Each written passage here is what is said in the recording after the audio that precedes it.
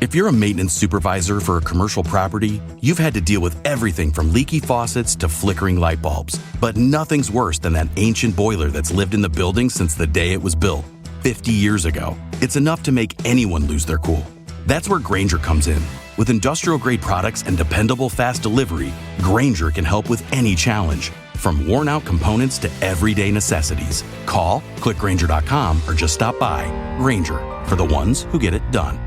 You might not be a tech genius, but you want your business to crush it, and you need a website now. Thankfully, Bluehost makes it easy. Customized, optimized, and monetized. Everything exactly how you want with AI. Your site can be up within minutes. You really won't believe it. Plus, Bluehost keeps you protected 24/7. No more worrying about hackers. Just relax and focus on your customers. So whatever your hustle may be, secure your online presence in 2025 with Bluehost. Head to Bluehost.com to start now.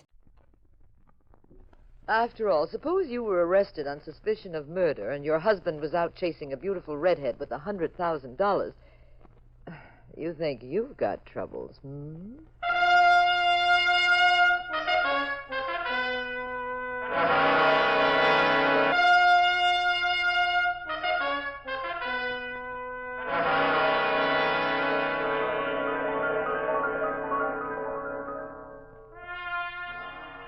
The National Broadcasting Company presents The Adventures of the Abbotts, starring Claudia Morgan and Mandel Kramer as Pat and Jean Abbott, those popular characters of detective fiction created by Francis Crane. NBC invites you to join Pat and Jean for another exciting recorded adventure in romance and crime. Now here is Jean Abbott to set the stage for tonight's puzzle in murder.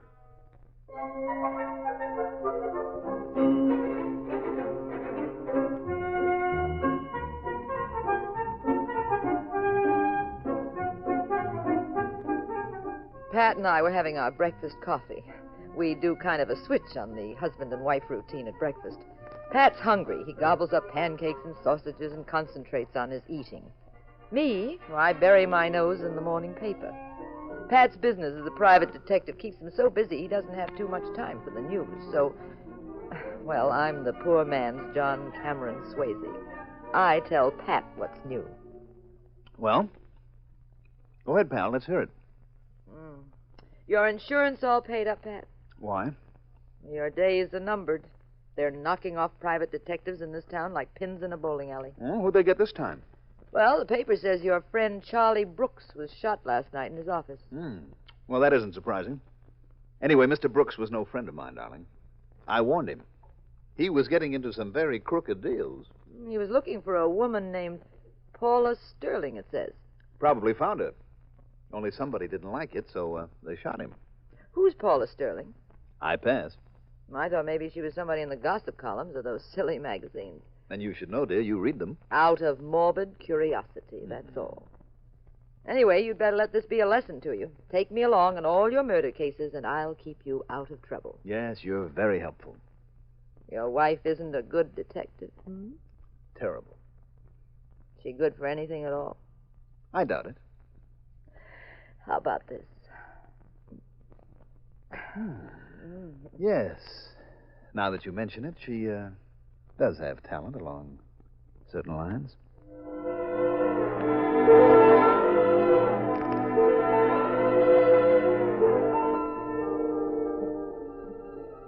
While Pat and I were at breakfast, a man we'd never heard of, a Mr. Sharbert, was talking to a hood who worked for him, a hood named Julian.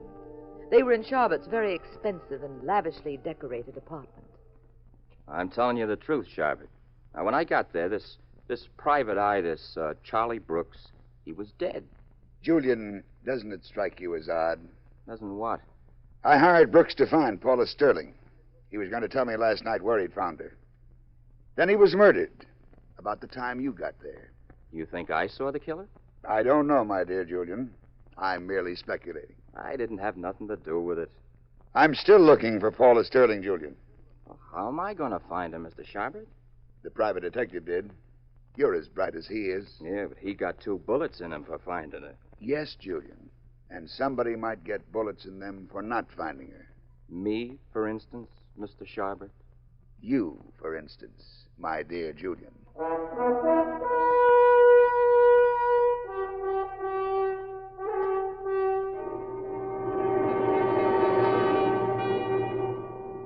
I walked Pat over to his office in one of San Francisco's newest skyscrapers. Figured I'd kibitz on a case or two. Pat hates it, but me? I worry about him. I also worry about the women that parade into his place. The one we found in his waiting room, for example. I'm Dorothy Strickland, Mr. Abbott. Oh? Well, do sit down. This is my wife, Jean. Oh, how do you do? Miss Strickland? Not here in the anteroom. My private office, Miss Strickland. Well, thank you. Wait here, Jean. Jean? Come back, dear. I said wait here. Oh, did you? Mm-hmm. You see, perhaps Miss Strickland wants to talk to me confidentially. Well, that's what I thought. Read some magazines out here, chum. Newspapers, whatever you like. Okay. Oh, say, here's something. Pershing says he has the Kaiser on the run. Where do you get these magazines? From your dentist? Now, what's on your mind, Miss Strickland? I want you to find my sister-in-law, Why? so my brother can sue her for divorce. I'm very sorry, but I don't get mixed up in divorces. But she may have been murdered. Really? What makes you think so? She's been missing for 6 months. Well, that doesn't mean she was killed, unless you have some special knowledge. Don't start accusing me. I don't like innuendos like that. I'm just trying to get the story straight. What's your sister-in-law's name? Paula Sterling. Oh. Her again. Paula Sterling's her maiden name. She's originally from Los Angeles. Why did you say her again? Her name was in the morning paper. Yes. Very unfortunate. That private detective. The fact that he was killed looking for her is hardly tempting. Well, to hear me out first. The divorce her fault? No. My brother Stuart is young, and, well, he's fallen in love with someone else. Mm-hmm.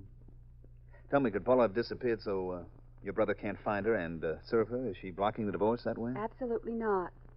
That's why I know something must have happened to her. Anybody else mixed up in her life? Another man, maybe? None that I know of. Is she psychologically sound? No possibility of amnesia? That's out of the question. Do you have any idea why the first detective hired on the case was murdered? None. Are you frightened? Is that why you won't look for Paula? I don't scare quite that easily, Miss Strickland, but I do like to know who's holding what cards. You've got to take the case. I need your help terribly. Isn't there anything that will persuade you? Perhaps. I think I'd know a way, except there's an obstacle. Oh? What way is that? Well, let's say the obstacle's in the anteroom. My what? Well, sometimes it's easier to win a man to your own way of thinking if there isn't a wife in the picture. Oh, well, skip that. Married or not, I still have a peculiar feeling I don't like risking my neck unless I have to.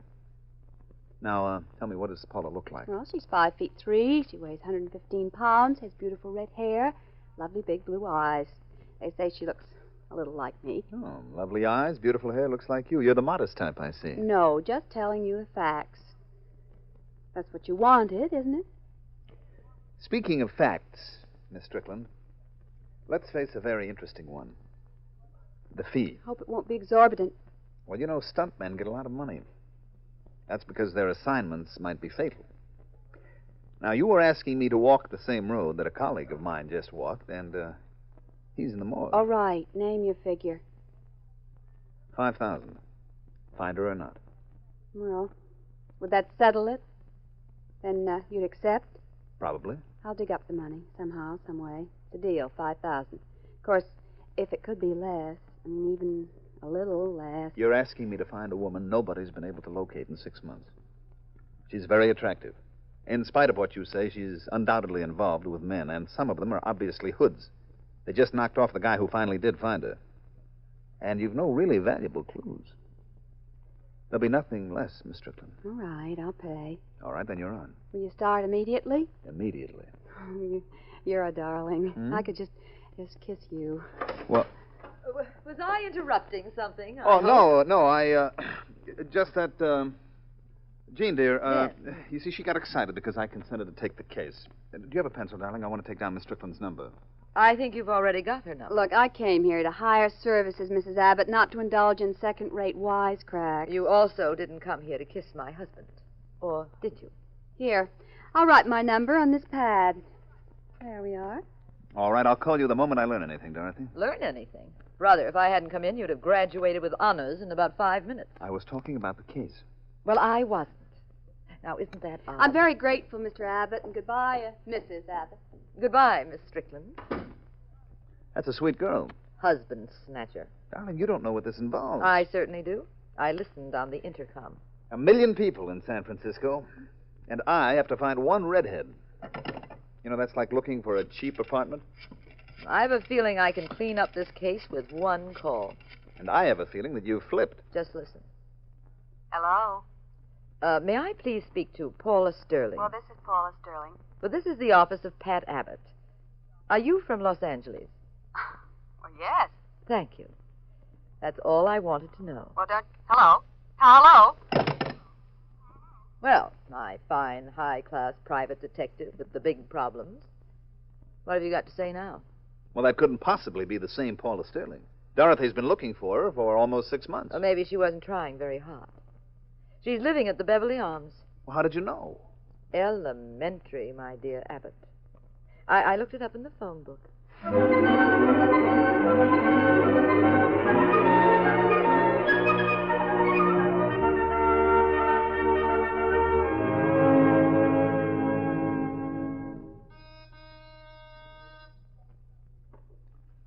Well, Pat, what does the nameplate say? It says Paula Sterling, all right, but it can't be the same one.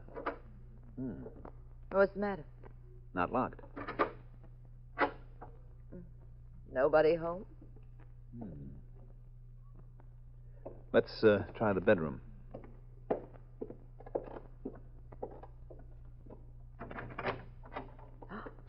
Pat. Yeah.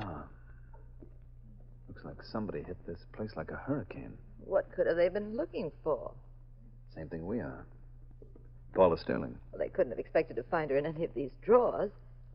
If you ask me, this was a conventional robbery. Well, darling, you talked to her just 15 minutes ago. Well, so what? Well, if this were a conventional robbery, then the burglar might still be... What happened to those lights? I don't know. Turn them on. They won't work. Fuse must have gone. Don't move. That's good advice. Why don't you take it, too? Get that flashlight out of my eyes. Well, Pat Abbott, the detective, right? Have we met? Oh, not formal, no. I saw you in a courtroom once. Oh, you did real good. But you won't this time. Not with this dame. Which dame? Paula Sterling, the dame with you. I am not a dame. I'm Mrs. Pat Abbott. That must be fun. I could have more fun, pal, pushing your wise guy face. Never mind that. It'd get us all in a jam. I didn't hear your name. Call me Julian. All right, Julian. We're looking for Paula Sterling, too. My boss would like to know that. Who's your boss? Mr. Sharbutt. He's a very nice guy. You know, you ought to meet him. In fact, you ought to meet him right now. Maybe I don't want to. Maybe you don't see this 38. All right, we'll meet him. I love cordial invitations like that.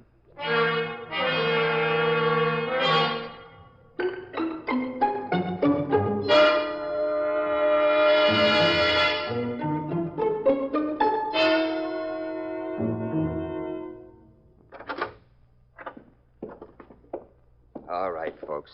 Step inside. Just quit shoving, Julian. Hello, Mr. Sharbutt. And precisely what is this uproar about? Oh, it's just what the doctor ordered. Meet Paula Sterling, Mr. Sharbutt. Paula Sterling. You don't recognize her? My dear Julian, I told you Paula was a redhead. This lovely girl is not. Oh, hear that, Pat? This lovely girl. Well, I found both of them in Paula Sterling's apartment. I'm extremely sorry. I didn't quite get your name. My name is Abbott. Pat Abbott. The renowned detective? Oh, I am impressed. What were you doing in Paula's apartment? Just looking. For what? I heard there was a vacancy. I wonder if we have time for these little ventures into irrelevant humor. Okay, we'll leave.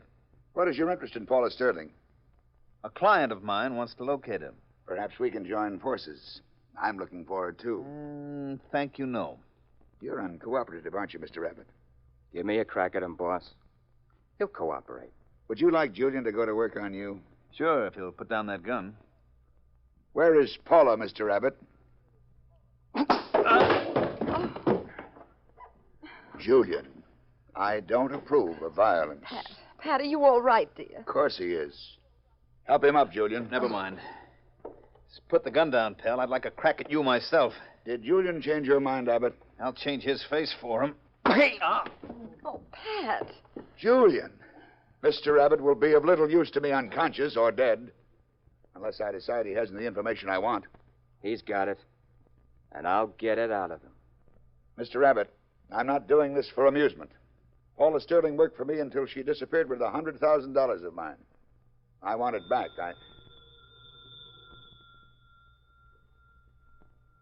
Want me to answer? Never mind. Hello? Yes? Yes. You have? Oh, that's splendid. Accept my apologies, Mr. Abbott. What for? An error. It's been rectified. One of my employees phoned in. Imagine. He just found Paula Sterling.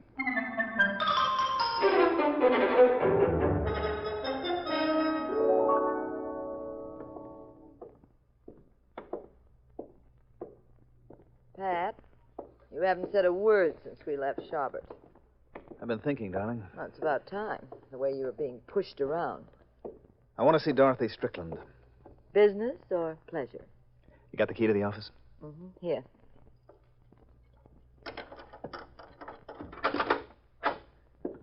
I'll turn on the lights. Pat, look, near your desk. Stay where you are, Jean. I'll take a look. Well, if she's asleep, don't disturb her. I couldn't possibly disturb her. She's dead. Oh, no. We finally found Paula Sterling. Why was she killed here? Remember when you spoke to her on the phone? Uh-huh. You said, this is Pat Abbott's office. Well, she must have come down here to find out what was going on, and Sharpett's hoods were waiting for her. You're a bad guesser, Abbott. I'd like to be your bookmaker. You know, this is the second time you've snuck up on me, Julian. I'm getting annoyed. And get that gun out of my face. I've been tailing you ever since you left Sharbert's place. Other shows we have for you to enjoy at myclassicradio.net. The Avengers was most certainly not a household name in South Africa prior to the radio series. With no national television service until 1976, the mechanism simply was not present in the country to show television programs to mass audiences. While many other countries reveled in the filmed adventures of John Steed and Company, South Africa was not equipped to join in the fun. The series took Britain by storm and made a major impression in the American markets, being the greatest of rarities, a British series given a network transmission slot. However, as a film series, rather than a videotaped one, The Avengers was able to gain a modicum of exposure in South Africa through film rentals. Come and listen at myclassicradio.net. Other shows we have for you to enjoy at myclassicradio.net. 21 Precinct was a police drama broadcast on CBS from July 7, 1953 to July 26, 1956. It initially served as a summer replacement for My Friend Irma. The show was produced in cooperation with the Patrolmen's Benevolent Association of City of New York and adaptations from True Criminal in New York. The Policeman's Point of View. Historically, the 21st Precinct had been located near Gramercy Park, Manhattan. In 1929, the department reorganized the precinct numbering, and 21st designation was discontinued. No such precinct existed during the run, nor does a 21st precinct exist. However, the fictional precinct's territory closely corresponds to that of the Upper Side's 23rd precinct since 192. Come and listen at myclassicradio.net. That phone call was a phony. Sharbert figured when you heard we found Paula Sterling, you'd go where she was hiding out to check. Well, he's a bad guesser, too. Why'd you knock her off? Don't be an idiot. I just got here. You know that. Yeah, but how long does it take to knock a dame off and roll her for a dough? Give me the phone. Who you calling? The cops. Forget it. It's a crummy idea. Oh, you've got a better one? Yeah. I got a better one.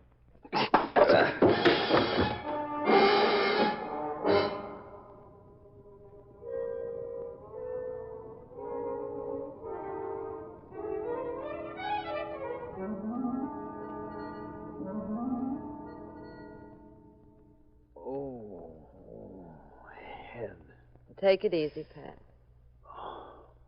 Darling, where's Julian? Gone. Coming back with Shabbat. You know, I'd like to get Julian sometime when he isn't armed. Oh, don't try to get up.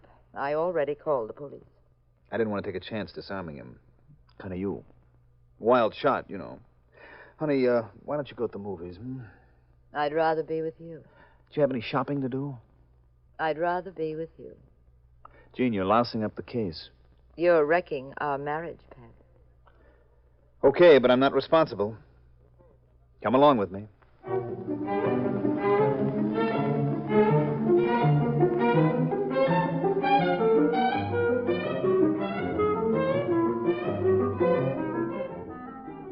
The phony. Pat, I mean. He sneaked to a phone booth and got his pals over at police headquarters and had them pick me up. They took me to headquarters, invited me to play gin. Oh, I was furious. I threatened to sue for false arrest. Well, they said I was a witness. That was true, and I had no comeback. But I vowed then and there to fix Pat's wagon if it was the last thing I did. I don't mean his station wagon. While I was fuming and fussing in custody, Julian was calling his boss. Is that you, Mr. Sharp? Yes, Julian. Listen, wait till you hear this. Now, it's the screwiest thing. Who do you think killed Paula Sterling? She's dead? The cops just picked up Pat Abbott's wife. Now, that is odd. You better kiss your $100,000 goodbye. Gone with the wind, pal. Perhaps you're right. Come by and see me, Julian. What for? I'll pay you off.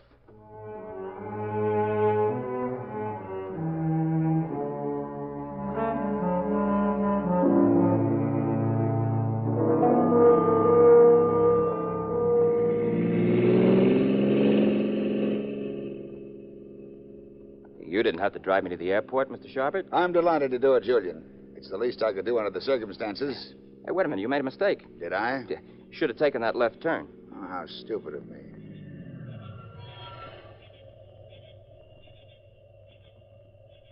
Why are we stopping here? Something just occurred to me. Did it? Yes. Julian, who stands to gain the most from Paula Sterling's death? Well, Pat Abbott? Why do you say that? Well, he could knock her off, grab the dough. Incredible. Abbott is a world-famous detective. He's turned down more money than that. Extremely ethical. Maybe his wife swung it, huh? Don't be absurd. Who does that leave? You, my dear Julian. Me? What are you getting at? Suppose you committed the murder. You wouldn't have to split the take with anyone. Oh, come on. Do you have the money with you, Julian? Or shall we drive somewhere and pick it up? Put that gun away. Let go, I tell you. Let go. The price of stupidity, my dear Julian. To live by violence is to die that way.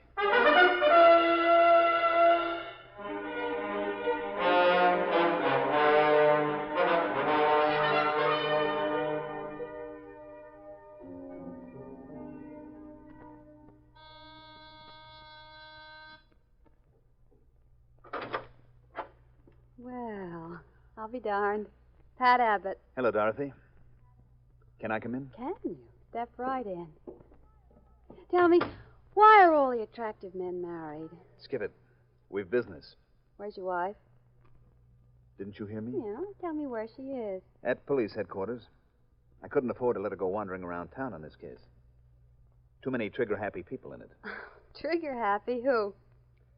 Your sister-in-law worked for a man named Victor Sharbert. Have you found her? Yes. Where is she? My office. I'll get my coat. I'll be with you in a minute. Wait a second. I have bad news for you. You mean she's ashamed to see me, that's it, huh? That's all right. It isn't that. What are you trying to tell me? She's dead. Oh, no. Oh, that's awful. She wasn't the young innocent, Dorothy. She was mixed up with a rough crowd. She stole $100,000. What, do you realize what you're saying? Sure. Yeah, but that doesn't make sense. I mean, Paula was a simple, sweet girl. She didn't need Sharbert's money. I can't convince him of that. Well, you're wrong there. There's a mix-up. Yes, there is a mix-up. What do you mean? You said she had beautiful red hair and blue eyes. Well? Her hair wasn't naturally red like yours. It was dark at the roots. It was the first thing that struck me when I saw the body, and also she was about 2 inches shorter than you. Well, what difference does that make? Well, I know you haven't seen her in months, and girls do dye their hair. Now, wait a minute, but, you've lost me. I can't seem to think straight. Now, the shock, I guess. Knowing Paula's dead. Paula Sterling isn't dead. But you just... The girl in my office is dead, all right, but not Paula. You're Paula Sterling. Oh, no, now, really? If you're trying to be clever... No, not very clever. Tell me, how do you know she took Sharpett's money? I didn't say it was his, but you did. I just presumed, since you mentioned his No, name... it was too easy when Jean found your name in the phone book. I should have had the answer then. What surprises me is that Sharpett never thought of looking there. Sure he did, but it wasn't there when he looked. I waited until today when the new phone listings were published before I walked into your office. I was very thoughtful. Who is the dead girl in my My office? double, and she did it well, too. Mm-hmm. Well, now, if we're all through... We're not through. Oh. You have a license for that gun, Dorothy? Nope, but it won't bother me. The police will think that Sharpett killed you when they find your body. You want to make a deal? Go ahead, talk. I'll get you a great lawyer. You could plead insanity. Yeah? On what grounds? Trying to get away with this. You'd have to be nuts to try it. Now, you better put away that gun. Those things go off sometimes. Did you kill anybody else besides your double?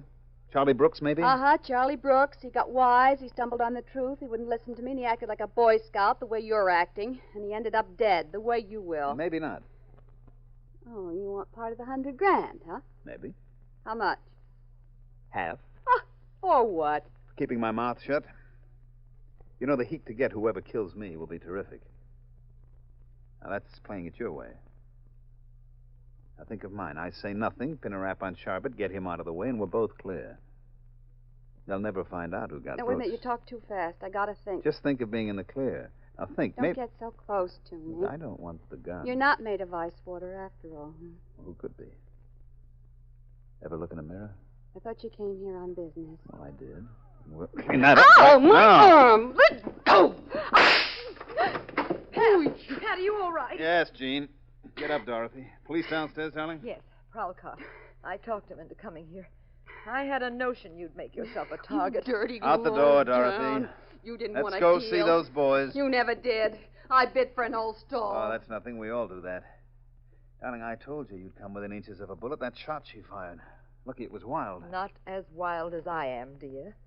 Locking me up in the hoosegow. Chasing redheads. Kissing this woman. Line of duty, pal. Oh! Ow! Hey, what's the idea of kicking a guy in the pants if he just captured a killer? Well, I'm your wife, right? Line of duty, pal. Line of duty.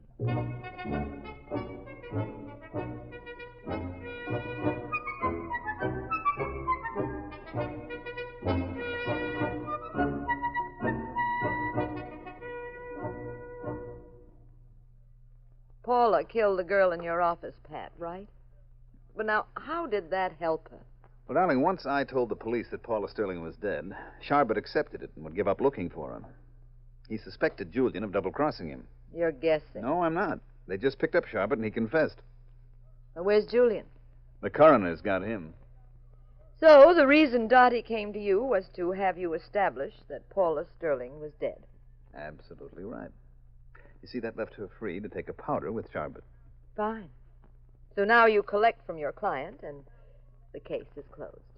Well, my client was Paula Sterling, alias Dorothy Strickland. I just nailed her for homicide, so I'm afraid she won't pay me a dime. Oh, that's what I like. A husband who's a good businessman, makes money, protects himself, takes care of his wife and home. Total profits on this venture, $0, 0 cents. Well, Pat, one more wonderful case like this, and we'll be bankrupt. Darling, you mean you love me for my money alone? There's something else? Come here. Oh. Pat. Yes, darling? I don't care if you haven't a cent. Mm-hmm. I don't care if you're a terrible businessman.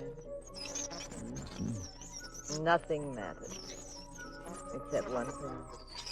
And what's that, darling? Get a deposit on the next case. cash.